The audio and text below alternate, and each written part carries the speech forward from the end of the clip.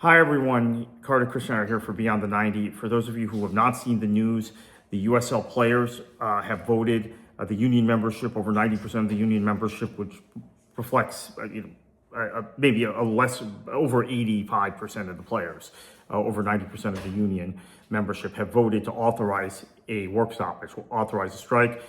This is not a surprise to me. I talked to a lot of players. I talked to the union.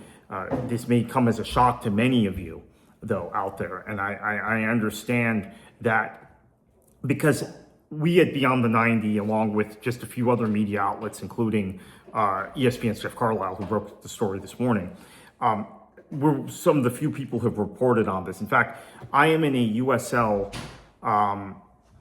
WhatsApp group with a lot of fans who are expressing shock this morning.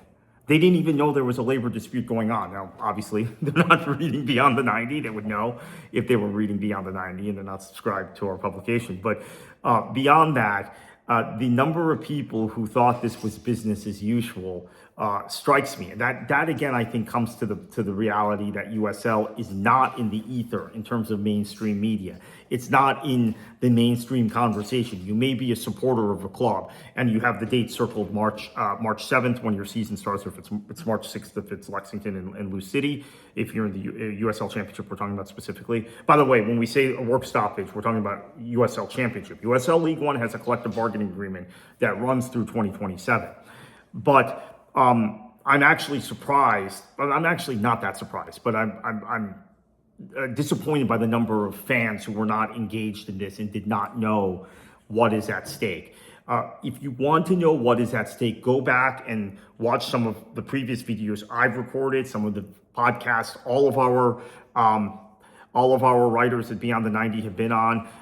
Daniel Feuerstein's Feuerstein Fire Show a couple of weeks ago, where he had the co-hosts of the USL show. He had Kayla Hodges on. He had me on. We talked about the labor dispute. We talked about what specifically the players want. The reality remains they remain very far apart from USL HQ on a number of critical issues. And as I said earlier, I talked to a lot of players. I talked to union reps from specific clubs. I sensed this was coming. I did not know that it was coming today. I thought it might be coming Monday or Tuesday, that they were going to vote, that there was a vote and they were going to authorize this. But it has come.